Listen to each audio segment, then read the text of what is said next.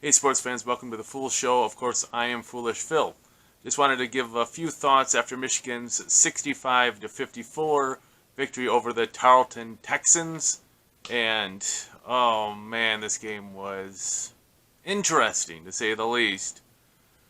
Starting off, it should be known, I guess, that Tarleton Texans are a team that plays basically 5, 6 players, and they're all guards.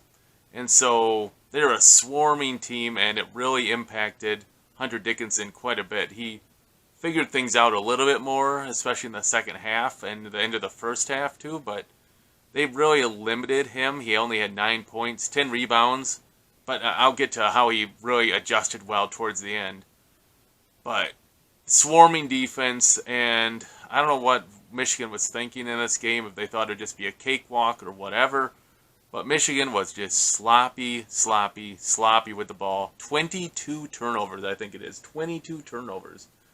Or 21 turnovers, something in that range. And 22 points off of those turnovers. Just insanely sloppy. People just catching the ball with their foot on the sideline, jumping in the air and trying to pass through 4 arms. It's not going to make it. They were just so sloppy. Just simple passes where you do a bounce pass instead. They're trying to do a chest pass that gets broken up, stolen. Oh, man. At one point in the first half, Howard called a timeout. Michigan had 5 turnovers in the first 4 minutes at least. They had, I think it was, if I look at my stats, they ended up having, I think, 11 turnovers in the first 8 minutes of the game. Something just insane. Just so sloppy. And he was just yelling at the team, and that kind of got them going a little bit more. Definitely, I think the reason, too, the team struggled was good old Jones gets 2 fouls in the first 4 minutes. He only plays like 5 minutes of the game, so maybe it's for 5 minutes. 2 stupid fouls, whether they're real fouls or not, but he's got to adjust to how refs are calling the game, and he is not, and he's getting foolish, dumb fouls, and it's really hurting the team. He goes out, and I gotta say, Collins actually came in and played a lot better. I loved how Frankie Collins played for the first half. And honestly, I think Frankie Collins should have played a lot more in the second half because Devante Jones was honestly just not good at all in this game. His stat line, 0 points. 0 points. He played basically I think he played the whole second half. Frankie Collins didn't play at all. He played the whole second half. At least he didn't get into foul trouble again, I guess. 0 points, 5 turnovers, 1 assist. That's what he got for the whole game he played, 25-ish minutes.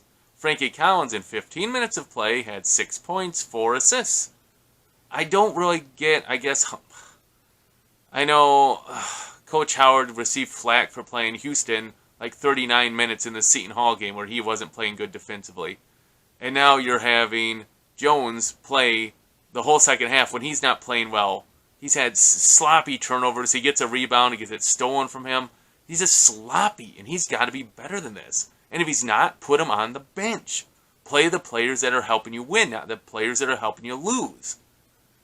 Ugh. I don't know. Maybe Howard is just thinking, you know what? You got to ride with these guys because they're going to be the starters for the year. You have to ride with them. They got to figure things out. I guess that's true. They got to figure things out. But I'm also like, you know what? You need to win the game, too. And Michigan was up by 9 points at halftime, 31-23, 22, something like that. 9 points. Second half, Michigan just comes out, gets some stops, hits some shots. They get up by 16 points. Okay, you're thinking this game's going to go, cruise control. All right, Michigan's going to take off. Michigan started getting sloppy again. Turnovers. Empty possessions, worthless possessions. And then Michigan just started fouling all the time. And whenever they were fouling the Texans, they were getting free throws. And they were a good shooting free throw team because they're all guards. They can shoot good free throws. And so the Texans were able to chip away. It hung around 9 points for most of the second half. And then a 3 here. Okay, down to 3 points. Michigan extends the lead again up to 6. Then Jones, again, I'm sorry, I'm picking on him because he played terrible. Jones goes off and leaves a 3-point shooter in the corner, doubles down on a guy who's driving, easy kick out, drains 3, down to 3 points again. Like, man, why is he playing? Ugh, man. So it's down to like a 3-point game with 4 minutes to go. Like, it's just, I stopped being upset at this game and more was just like in disbelief. I'm like, what's Michigan going to do here? And when the Big Ten Network came back from commercial, they did a little segment promoting, Jacksonville versus Minnesota. And they said, what does Michigan have to do to, pull this game out? And they had, obviously, one, don't turn the ball over. Blown my mind. Who would have known they would have thought that? But number two was they said, you really have to get Hunter Dickinson and Diabate involved. And what did they do out of that after that timeout? They did a nice play where Dickinson was able to drive from the three-point line in the corner for a slam. Next possession, he faced up and hit Diabate for a dunk. Next possession, he faced up, hit Diabate for a dunk. And then the next defensive position, Hunter Dickinson got a block. Michigan ended the game on a 10-2 run. What turned out to be a 3-point game turned into a 65-11 point victory, something like that. Trying to see if I can do my quick math here. Sorry. But, they pulled out the win. Yeah, 11 points, 65-54. Oh, man. So I don't know what Jones is like in practice, but I don't see him doing that great for Michigan yet. I know I criticized him earlier in a video and people were wondering what I was watching. I'm like, I don't see Jones playing that well. And you know what, maybe he got some defensive rebounds and then he turned the ball over on two of them because he wasn't careful with the ball. He didn't play good at all. Michigan should have totally been playing Collins there in the second half. Totally needed to do that. I mean, he had 6 points and 4 assists in the first half. Why is he sitting on the bench? He didn't have any foul trouble. So I think Howard needs to get... Well, I'm sure Howard will sit down and have a talk with me, and we can talk about this. But I would like to know why Howard is sticking with veterans who are not playing well. I was very happy to see that he did not keep playing Brandon Johns Jr., who I think he had 4 points, but was pretty ineffective. And he went with Diabate, who was 6 for 7. I think he had 14 points. Diabate, 14.7 rebounds. Diabate got called for the most stupid technical foul you can ever think of.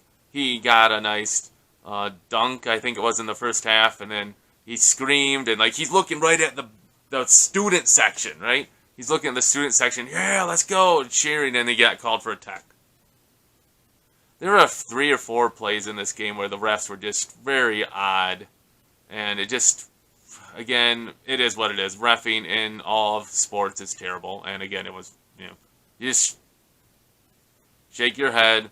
Coach Howard was ticked after one call where they called Texans for a flop. And then Houston had a offensive rebound and they blew the play dead to call the flop.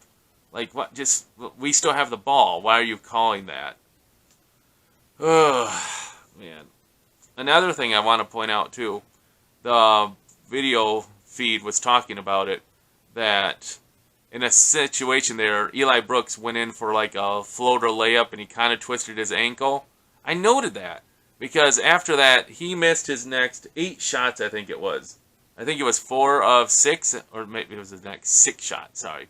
So he missed his next 6 shots after he rolled that ankle. And his shots did not look that good. In fact, one of his threes was a complete brick, just hit the backboard, and I think it was Diabate or Houston grabbed it and got a layup. Michigan did terrible on the offensive glass. I think they only had a few offensive rebounds until the very end on some free throws. They got 2, but the offensive rebounds they were getting were on air balls and bricks that didn't even hit the rim. Dickinson tried a jump shot, and Houston grabbed that and put it in. The one that Brooks alluded to. Michigan, even though they had the height advantage, did not dominate the boards like you think they would have. So you got to give the Texans credit for that. So what does this all mean? I don't know. It's just a frustrating game. I mean, I could handle if the Texans were playing good. And, were making shots and stuff. And that's why they were staying in the game. Fine. No. Michigan had 21 or more turnovers in the game. And just so many of them were unforced. It's like they're just being careless. And, the TV broadcast was saying, well, those ones you can work on. You can, work on in practice. You can, take them as positive building moments. And, yeah, fine.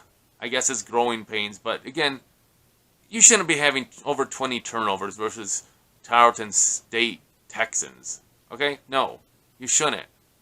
They're not that super team. It's just another indication of the team just kind of...